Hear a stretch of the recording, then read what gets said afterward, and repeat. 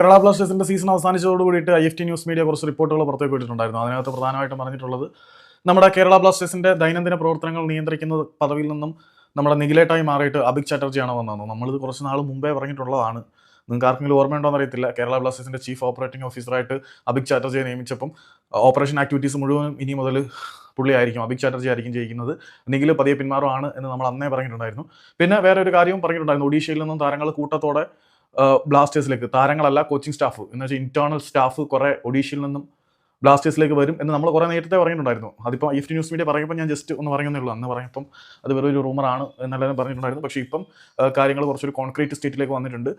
അപ്പം ഒഡീഷയിൽ നിന്ന് കുറേ ആളുകൾ ഇങ്ങോട്ട് വരും. അതൊരിക്കലും അഭിക് ചാറ്റർജി പുള്ളിയുടെ കുടുംബത്തിനെ നിയമിക്കുന്നൊന്നുമല്ല. പുള്ളിയുടെ ഗേൾഫ്രണ്ട് എന്ന് വിശേഷിപ്പിക്കപ്പെടുന്ന ഹിൽഡ ഗുരുങ്ങും പിന്നെ അനിയനായിട്ടുള്ള അയാൻ ചാറ്റർജി എല്ലാം ബ്ലാസ്റ്റേഴ്സിലേക്ക് വന്നിട്ടുണ്ട്. ഇനിയും കുറേ ആളുകൾ വരും.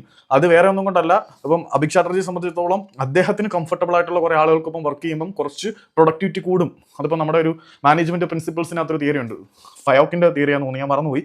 നമുക്ക് കമ്പനിയുള്ള, നമുക്ക് ഒരേ മൈൻഡോടെ മുന്നോട്ട് പോകാൻ പറ്റുന്ന നമ്മുടെ സെറ്റ് ഓഫ് എംപ്ലോയീസും അല്ലെങ്കിൽ ഒരു യൂണിയൻ ഉള്ളപ്പം അവർക്ക് കുറച്ച് പ്രൊഡക്ടിവിറ്റി കൂടുതലായിരിക്കും. പരിചയമില്ലാത്ത കുറച്ച് ആളുകൾ പ്രൊഫഷണലായിട്ട് മാത്രം കോർഡിനേറ്റ് ചെയ്ത് നിൽക്കുമ്പോൾ അത്ര ഒരു പുരോഗതി ഉണ്ടായിരിക്കില്ല. എന്തായാലും ഒഡീഷയിൽ നിന്നും കുറേ ആളുകൾ കേരള ബ്ലാസ്റ്റേഴ്സിലേക്ക് വരും എന്ന് IFT ന്യൂസ് മീഡിയ ഇന്നലെ റിപ്പോർട്ട് ചെയ്തിട്ടുണ്ട്. കുറച്ച് ലേറ്റായിരുന്നു.